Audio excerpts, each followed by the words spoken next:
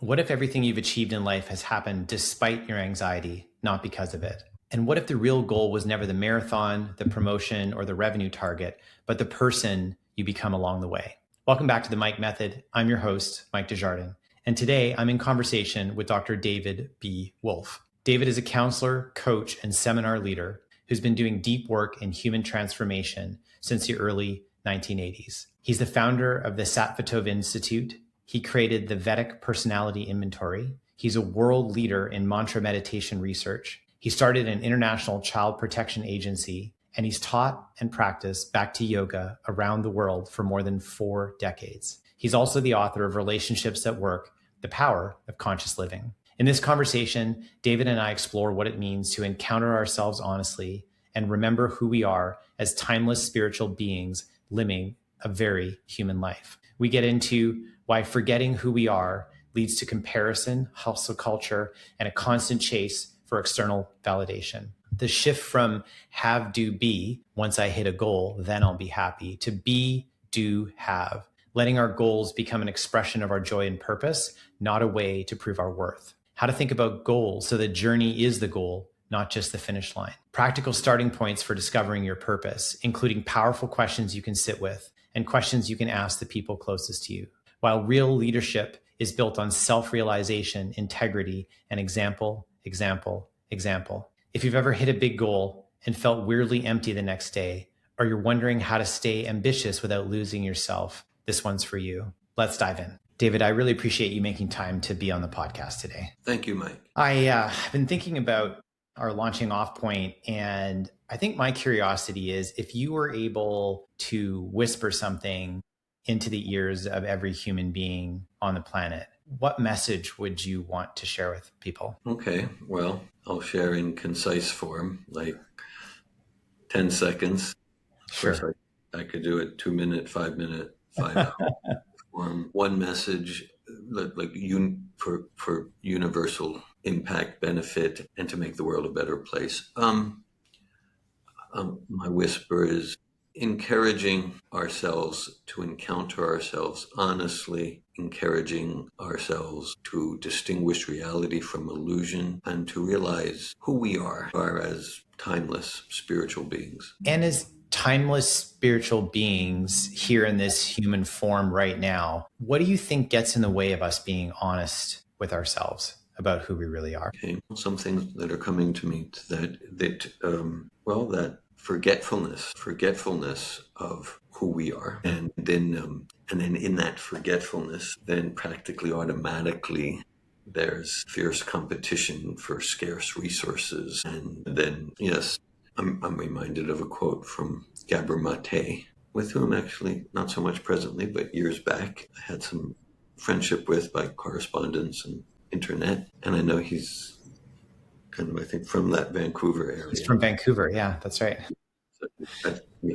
So I appreciate him. So he said, safety is not the absence of threat, it's the presence of connection. And so I'm not claiming to know exactly how he means that, but what that means for me is that ultimately the connection is with self and with, let's call it, source. And when I'm disconnected or forgetting my connection there, then naturally I'm going to be insecure and probably envious of those who I perceive have something I don't have. And maybe that will go to depression, maybe greediness, and all of those things that create alienation from each other. And so forgetfulness of that vital primary connection leads us to then not be honest with ourselves about who we truly are. I think, there's a statement that comparison is the thief of joy that connects in. And, I've got a young daughter, and I wonder, as I look at social media and I realize that my anxiousness about, am I doing enough? Am I being enough? Am I enough? Am I accomplishing enough? Am I striving hard enough? I think the hustle culture that's been put out there of this always on, go, go, go, tells us that unless we're doing all the time, we must be failing at life. And there's so much of this social side of things that is, an image. And I think I even get asked, people will make comments about my life, and they'll make a generalization based on some posts that I made on Instagram. And then I think to myself, oh, you think that's the sum total of my life? That no, those are just some happy moments I decided to share, but that's not what defines me. And that is an inaccurate belief pattern that you have based on some clips, some reels, and some photos I upload. Yeah. And then that sort of dynamic you just explained, then that becomes a source of not being understood, and then alienation, and then trying to desperately explain. So of course, that technology of social media, for sure, it could be used for truly good, healthy purposes that support auspicious self-realization. At the same time, my experience too, as I understand your sharing, is that a huge percentage of the time it's used more for life alienating purposes. I'm reminded of a quote from St. Francis. He said, "We're searching for what is searching." And for me, that relates to some of what you expressed a few minutes ago, that in what we do, what we have, we're always searching for an experience. And maybe it's an experience of peace, of security, of fulfillment, of satisfaction, of joy. And we're searching for it out there. Whereas my sense of what St. Francis is saying, that all those experiences, they're naturally an intrinsic aspect of who we are as that timeless spiritual being in devotional connection with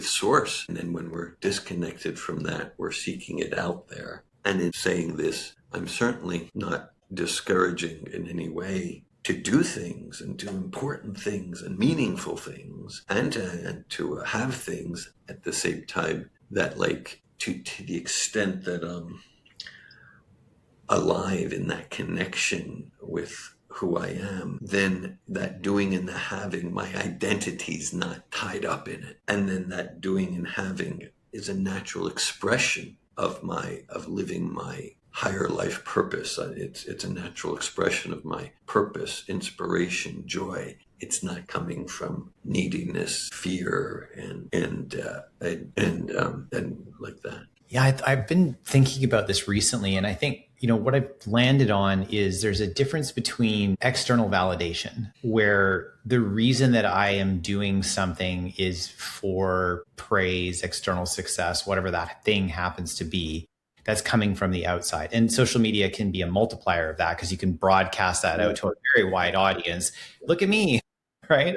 And then I think to myself, well, okay, but then there's this internal satisfaction that comes from doing what's right for me and what matters to me. And I think the part that was in the middle was, what about persistence and ambition? And I think that what I've landed on is that I can strive to do great things, but the reason that I do great things in life and have success is from an internal drive perspective, not so that I will feel worthy externally, that the world can tell me that I'm enough and I'm important because I've done all these things. And because at first I worried, well, like, why be ambitious then? And I love that you brought up, it's like, yeah, no, you still go do great things in the world, still do the things that bring you joy, but don't do them for other people or for the validation that comes from other people. Is that the message that's central to what you're saying? Yeah, I'm feeling completely in agreement with what I understood you just expressed, Mike, that sure, my goals and the big things, that they're not like, they're not a means for me to feel joyful. They're a natural expression of my joy, a means for me to feel worthy and secure. They're a natural expression of my fulfillment and security. There's a quote from an author named Thomas Wolfe, and Thomas Wolfe said or wrote, "You have achieved the pinnacle of success.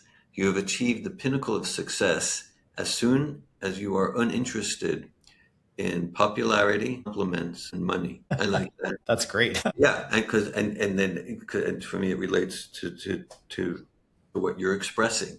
That it's not about don't do things. No, do things and write that book and build that $1 billion empire.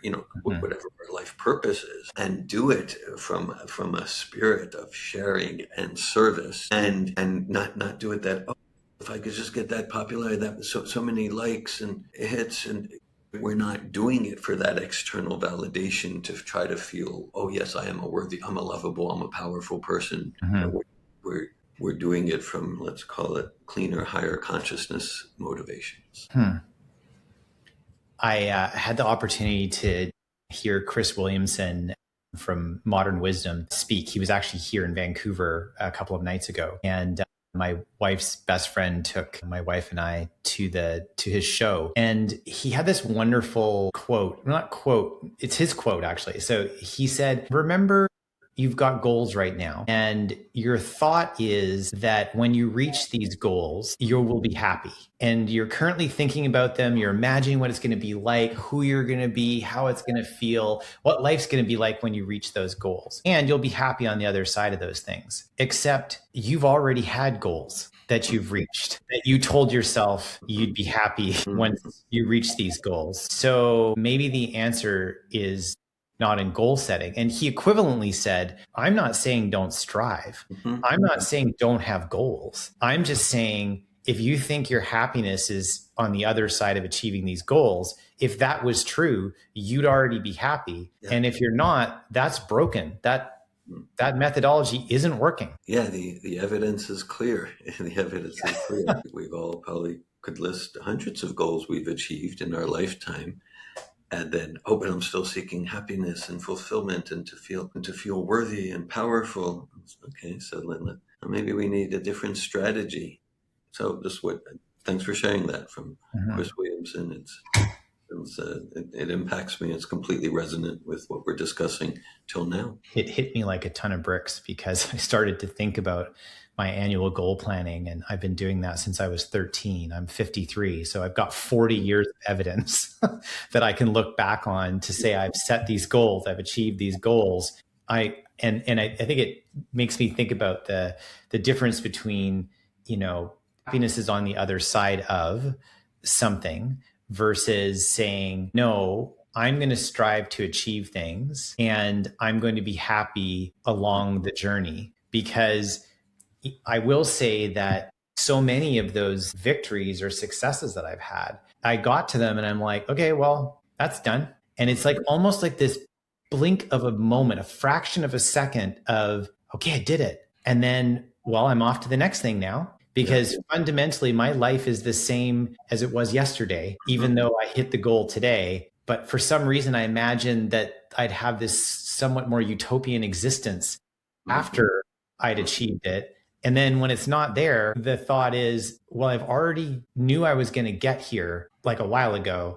So I've already set the next goal, the next mountain I'm going to climb, and it's taken some shine off this. And even if I didn't have that next mountain or that next goal, fundamentally, the journey along the way is so much more important. And I find when I lose track of that, I get too focused on the outcome and I forget about the life I live along that way, and that the life of meaning and purpose is what the important part of moving towards an important goal actually is. That's a struggle I still have today. Yeah, thanks for sharing that. And I personally relate to what you're expressing. Yeah, I've achieved it. Then the way that it was very poignant for me, the way you're sharing, and there's could be like a moment. And it's like a moment of emptiness. And but I thought this would be yes.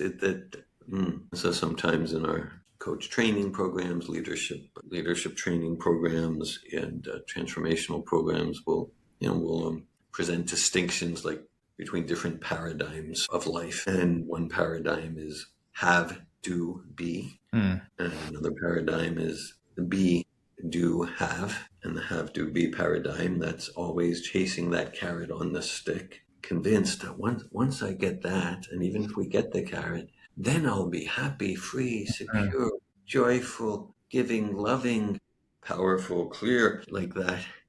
And then, of course, that's a recipe for frustration. Once I just have $2 million clear in the bank, once I have a nicer boss, once I have that car, once I have that position in the company, right? But then and then be, do, have is like to experience empowerment, joy, fulfillment, purity, balance, warmth, love, playfulness. I don't need to do or have anything because that's who I am, as that irreducible quant of consciousness that animates the body. I am a powerful, loving, free, and joyful person. And that's who I am. It's not dependent on any doing or having. And as we briefly mentioned earlier, it doesn't mean we don't do or have, but it means that from be, do, have, the doing and having are empowered, they're organic, they flow naturally from my being. So being the powerful, joyful, trusting, clear person that I am, I'm going to do things that powerful, joyful, loving people do, and have things that powerful, joyful, loving people have. It's not that I need to accomplish that to validate that I'm this strong, valuable person. I'm curious about something you said there with respect to leadership. But before you do, I want to share one quick anecdote, which is a couple of years ago, I started writing I am becoming statements in my goals. And what I've realized is that my I am becoming statements have become more important to me than many of my goals. And the statements are, I am becoming a husband who, I am becoming a father who, I'm becoming a friend who, a family member who, a mentor who, a leader who. And each year I sit back and I consider, a year from now, who do I want to be? And then I write out those becoming statements. And they've been a powerful North Star in every conversation, email, how I show up day to day, the decisions that I make, how I set up my calendar, the things most importantly, the things I say no to, and then the things, using the essentialism framework, I can say no and I can say hell yes, and I don't say as many lukewarm yeses anymore. Mm-hmm. Yeah. And that, as you were talking about being, I'm like, yeah, that's really struck me in the last couple of years, how much more important that is to me than accomplishing things. Hearing that you have a palpable experience in recent months and years.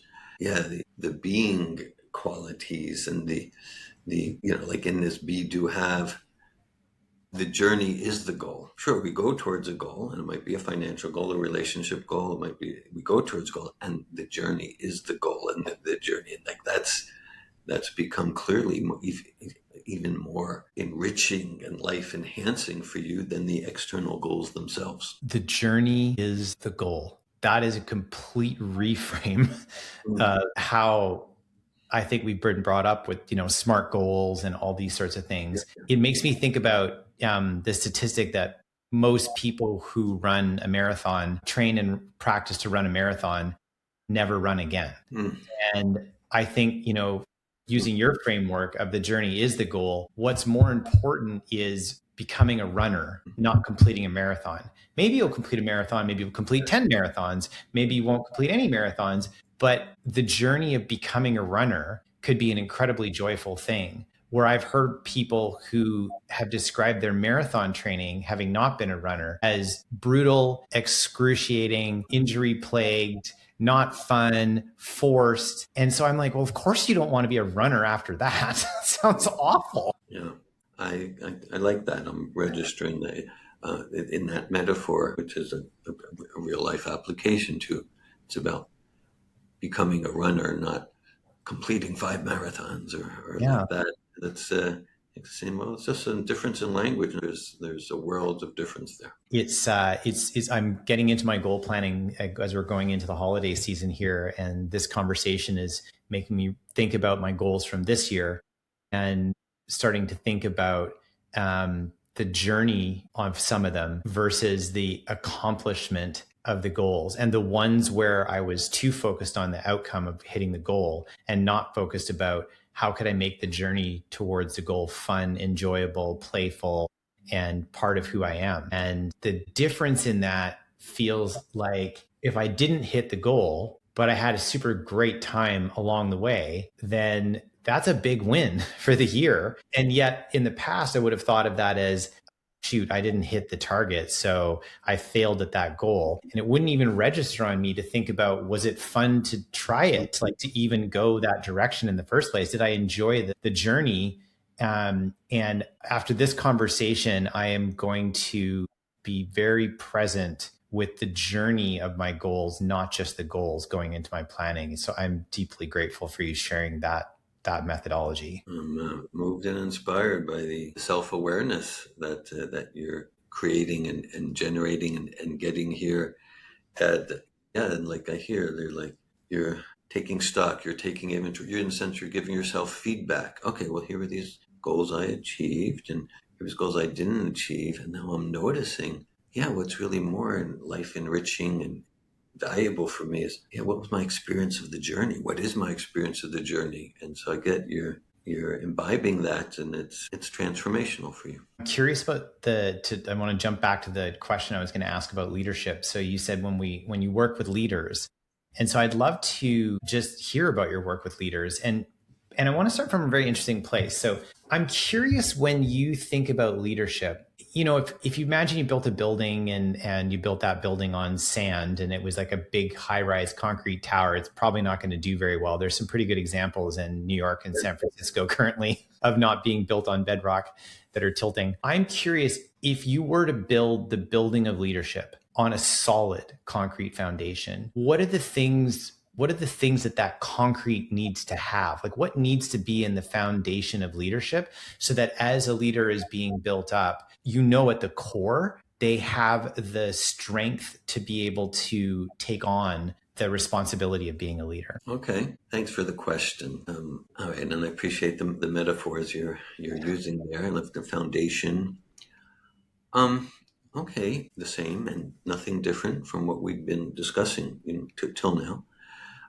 Foundation of dedication, commitment to self-realization, to encountering oneself, honesty, living on purpose, clarity on what is the purpose of my life. And I'm not saying like it needs to be some cliche or even an external mission statement, Yeah. but essential clarity. What does it mean for me to live on purpose and realization about who am I? Apart from my role in this organization, my role in this family, my position, my title in this community, apart from that, who am I as a distinctive individual? And again, kind of reiterating some of what we've already conversed about. Well, I'm reminded of, there's a quote by Albert Schweitzer, and he was talking about parenting, and he said, in parenting, there are three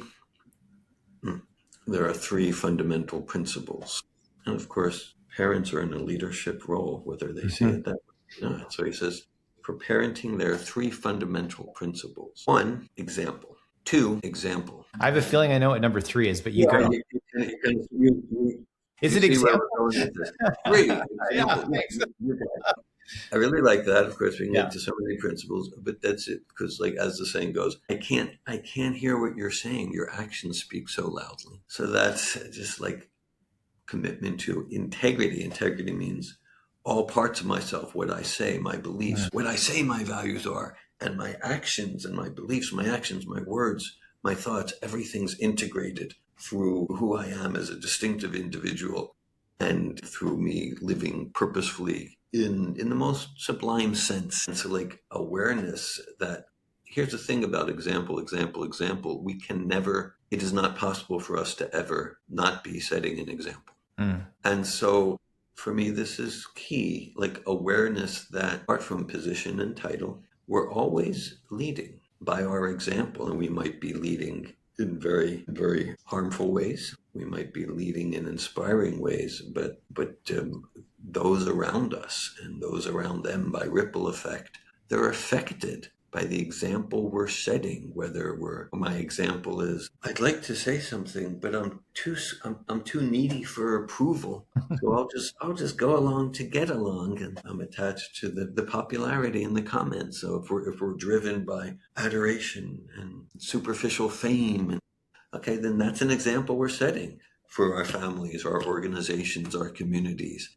And if we're like, let's say in relationship, I'm caring enough about a friend or a family member. I'm caring enough about you to not care whether you like me. And not that I'm trying to get you to not like me. It's just, I'm here to support you to look at yourself honestly, whether it's a one-on-one or a group. Then we're setting an example of truly authentic living and a true possibility for the richness that comes from that. So those are some principles. In the ancient Sanskrit, that's called the Acharya principle. Acharya means one who teaches by example. Example, self-realization, willingness, courage to encounter ourselves honestly and to Yeah, to cultivate non-attachment to that, as Thomas Wolfe said, popularity, compliments, and money, and like that. What I love about your answer is it doesn't have be good at conflict resolution, be excellent at giving feedback, be a good communicator. It goes to the depth of who we are as individuals, in our ability to show up as leaders. I'm really curious. I mean, if for a listener who's listening to this right now and says, I don't know what my purpose is, and I like the idea of being self actualized, or, having a better sense of self realization. But I didn't grow up with parents that talk like that. I didn't learn that at school. I don't really have people in my life that speak this way. I don't know where to start, but I hear you, and I want that. Where does one begin that journey of self-realization and of that ability to start to understand what my purpose might be? Okay. Well, I mean that, where which thread to pull first, where to start, that naturally will, vary from individual to individual. We are distinctive individuals. And yeah, so one thing, just the way you express that, sort of role playing someone in that mindset. First of all, I'm appreciating the childlike sincerity and spirit of discovery. Mm-hmm. Yeah, well, I'd like to move towards realization of higher purpose, meaningful purpose, of awareness. Where do I start? Just the quality and nature of that question is, from my point of view, healthy, empowering, inspirational beginning. Just that question. I can imagine encouraging someone, and I have over decades. In one sense, I've been involved in this sort of service since the 1970s, when I'm in my late teens, and then into the 80s. And I was a trainer of counselors at a crisis intervention, short-term counseling walk-in center in State College, Pennsylvania in the early 80s. I go back a long way with this. And I might encourage to simply be in that question, to be in the question. What is the purpose of my life? What is the purpose of my life? When I say live in the question, without trying to force an answer, within an hour, you need to get this, like in a playful spirit of discovery, to be in the question, let's say for the next 24 hours, 48 hours, and just see what gets revealed, what gets realized. And I'm suggesting that could be like very, very moving, to be in the question without attachment. I have to get the answer. In that regard, sometimes with, whether it's in seminar rooms or coaching clients, again, because it's okay. Sometimes a question will ask, and this is not relevant, productive, or powerful for everyone, but in many cases it is. I'll say, like, okay, let's say you had $10 billion in the bank. It's free, $10 billion in the bank. What would you do? And the direction of my question, it's not so much about what would you do with the money. I mean, the conversation could go there. More, what would you do with your time? And for many people, and sometimes it's like just in the live conversation, some they kind of meditate on that for a day, and then we'll be in correspondence. For many people, it just opens them up to, like, if money's not a consideration or an obstacle, or well, here's what I really want to do, but just like, let's take money out. You got that $10 billion. Mm-hmm. What would you do with your time? For many, it moves them to realize, like, here's what, like, I'm born for. And it might not necessarily be like one narrow thing, but like, here's what I would do with my time. Here's how I want to make the world a better place. Here's how I'd contribute. Right now I'm in a job that's kind of okay, but it's not like me thriving and living purposefully. Or some might go, I would be doing just what I'm doing, and that is so confirming. But I just find that it's often a helpful question for people to consider, to move towards, from wherever we're at now, to a connection with purpose. One of the things I found really helpful for me figuring out the impact I'm having on the world was this opportunity I had. I belong to this organization called this is back in 2019. We were off to Cabo for a conference, and there was a survey, and it said, send this survey out to the 10 people that are the closest to you. And I didn't know what was in the survey. So when I arrived in Cabo, there was a booklet with my name on it, and there were 10 questions. asked of the 10 people closest to me in my life. And they had all answered them separately. And then that had been collated into a book for me. And it brought tears to my eyes because the questions are, what is something that Mike is the very best at of anyone that you know? What is something that you rely on Mike for? When you think about Mike, if he wasn't in your life, what would be missing from your life? And so 10 questions like that. And the answers were so thoughtful and heartfelt. And I felt two things. One, I felt seen in a way that I hadn't really experienced before. And then the second thing I had was a recognition of a blind spot around the impact that I was having that I was unaware of. While at the same time, there was questions like, what do you think Mike is doing that's getting in the way of what he truly wants? And so there was blind spots there too, where the people closest to me were all pretty well aligned on it. And I felt consistency in their responses. Yeah, in a beautiful way. Yeah.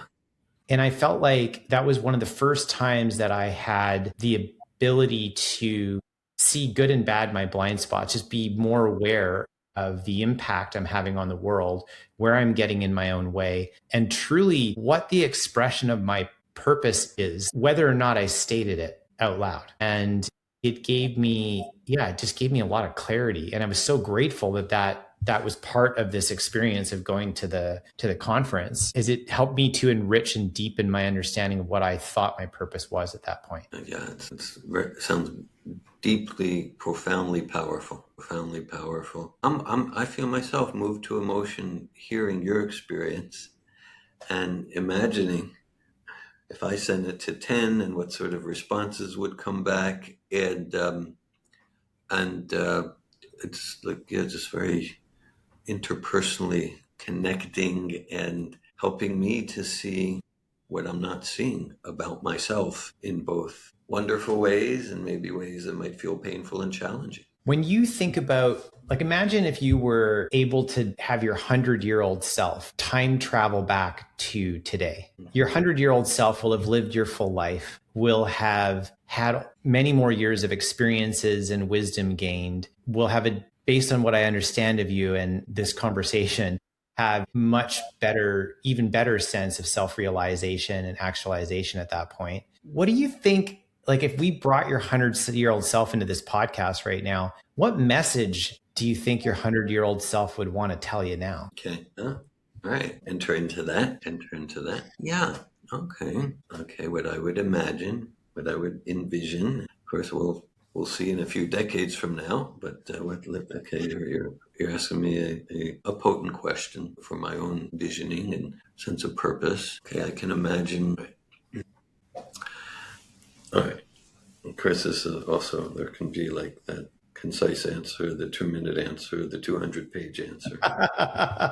What comes to me is a one-word response. I could expand on it, but the one-word response is trust. Say more. That's beautiful. What does that word mean to you? Why do you think it's that word, and what does that word mean to you? When you hear it, what does that word mean to you? Okay. It means, I believe, my 100-year-old self talking to me now, there would be encouragement. Continue doing what you're doing, being who you're being. Like, it would be affirmative and confirmational. Affirmative and confirmational, maybe with a few refinements here and there, but basically, like, keep it going. Yeah, keep it going and continue to give the way you're giving, basically. And trust frees me to be who I'm being, do what I'm doing with greater joy, gusto, enthusiasm, and dropping the anxiety and petty worries. I'll match you. I think if my 100-year-old self was here on this podcast right now, he would probably say most of the things that you spent time worrying about for the future didn't occur. Most of the things that you dreamt up as goals didn't happen the way that you thought. Mm-hmm. And the effort and time that you put into worrying about either got in the way of loving the journey along the way. Because you know what? It all worked out great. And I'm not going to tell you how it all worked out, that's for you to discover. But just anchor in your soul, it's all going to work out great. And don't forget to love the journey, because the destination's going to be fine. That's what I think my 100-year-old self would tell me right now. Sounds like our 100-year-old selves have some similar wisdom and realizations to share, perhaps in, slightly different language. I'm reminded of the saying, whatever we've achieved, it's despite our anxiety, not because of it. Oh, man, whatever we've achieved, despite our anxiety, not because of it. Oh man, that's a beautiful quote. That's a beautiful quote, David. I was inspired to remember it from your share. I love that. That is the perfect place for us to wrap this conversation. I am so grateful for you taking the time to be in conversation with me today, to share your wisdom and to really share it in an approachable way, that I think so much of what you said resonated with me today. That's why I was sharing my own personal journey, because I was hearing you and I was experiencing your words in my history. And I'm grateful for you. Thanks for making the time to do this. Thank you, Mike. I appreciate very much our connection and conversation deeply.